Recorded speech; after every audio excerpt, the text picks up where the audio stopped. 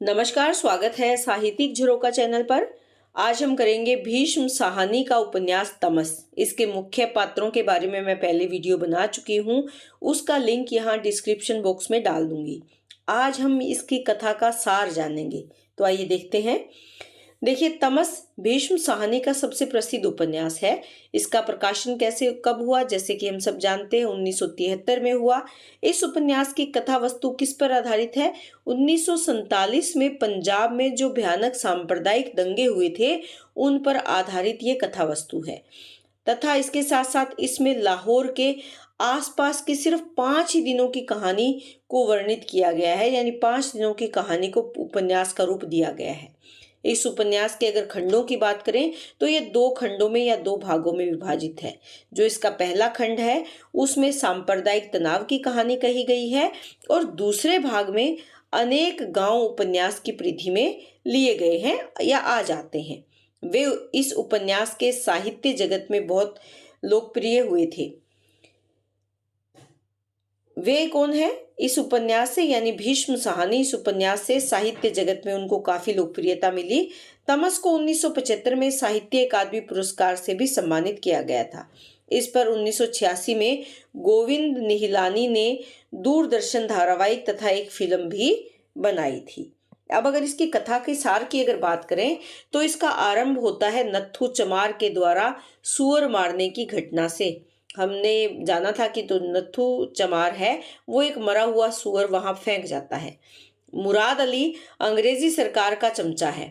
वह नत्थू चमार को 5 रुपए देकर एक सुअर मरवाता है और उसे कहाँ फेंकते कहता है, मस्जिद की सीढ़ियों पर फेंकवा देता है, क्योंकि मुसलमान सुअर मारने के विरोधी होते हैं।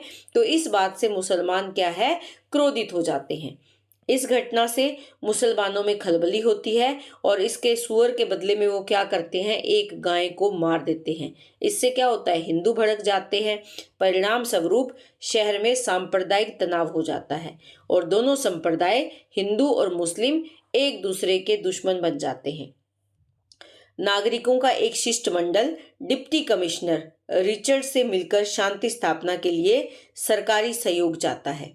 शिष्टमंडल के बख्शी जी शहर में कर्फ्यू लगाने की सलाह देते हैं, लेकिन रिचर्ड इसे स्वीकार नहीं करता।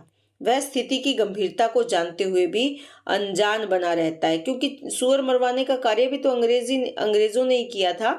ये सांप्रदायिक दंगे भड़काना उन्हीं की चाल थी। परिणामतः पूरे शहर में हत्या, लूट और आगजनी खुलकर होने लगती है। सांप्रदायिकता की ये आग गांव में भी फैल जाती है। सैयदपुर में सिखों और मुसलमानों के बीच खूनी संघर्ष होता है। दोनों ओर बाकायदा मोर्चे खुले हैं। भयानक रक्तपात होता है। सिख औरतें अपने बच्चों सहित कुएं में कूदकर आत्महत्या करती है। सारी बर्बादी हो जाने के बाद सरकार की ओर से हस्तक्षेप होता है। नगर और गांव से ऊपर एक हवाई जहाज मंडराता है और सारे माहौल को मिनटों में बदल देता है। लोग आतंकित होकर अपने अपने घरों में दुबक जाते हैं। कर्फ्यू लगा दिया जाता है। जगह जगह सेना तैनात कर दी जाती है। शांति कायम करने के लिए सरकार की ओर से एक अन्य कमेटी, नागरिक समिति बना दी जाती है, जिसमें हिंदू, मुसलमान और सिख हैं। अमन कमेटी के सदस्य एक बस में बैठकर शहर का चक्कर लगाते हैं, लेकिन जो होना होता है वह तो हो चुका होता है। यानी इस दंगे की चपेट में अनेक घर तबाह हो जाते हैं। लोग अपने घर से, परिवार से, संबंधियों से बिछुड़ चुके हैं। उनके घर जला दिए गए हैं, संपत्ति लूट ली गई है।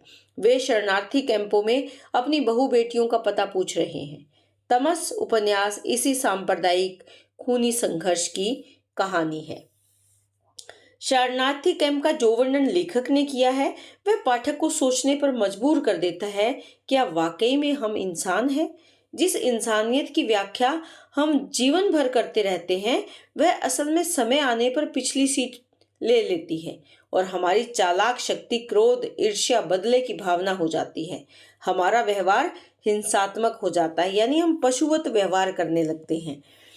रिलीफ कैंप के उस माहौल में जहां लोग अपने बिछड़े हुए और लापता जन का पता लगाने की कोशिश कर रहे होते हैं, उन्हीं के बीच में लेखक ऐसे किरदार को भी लेकर आते हैं जो अपनी मृत पत्नी की लाश को खोज रहा होता है, जिसने कि कुएं में कूदकर आत्महत्या की थी, ताकि वह अपनी पत्नी की लाश से उसके सोने के गहने उतार सके। वह रिलीफ कैंप में काम करने वाले क्लर्क से कहता है कि अब घरवाली तो डूब मरी, जो सबके साथ हुई है वह मेरे साथ भी हुई है, पर ये कड़े और जंजीरें मैं कैसे छोड़ दूं? क्यों वीर जी? असल में तमस यथार्थपरक विस्तृत मानव सभ्यता की कहानी है। वही मानव जिसने दुनिया बसाई, उसके दोनों छोर एक कर दिए, परंतु बसी बसाई सभ्यताएं जड़ से उजाड़ देना भी मानव के ही बस की बात है। तो यह मानवीय व्यवहार किस प्रकार से परिवर्तित हो जाता है, बदल जाता है, कैसे भाईचारा खत्म हो जाता है, मानव मानव का दुश्मन बन जाता है, उस पूरे घटनाक्रम को यहाँ पर इस उपन्यास में लिया गया है। तो उम्मीद करती हूँ कि इसका जो कथा सार है ये आपके लिए उपयोगी होगा। इसी तरह चैनल से जुड़े रहें, अपने विचारों को साझा करें और चैनल को लाइक, शेयर और सब्सक्राइब ज़रूर करें।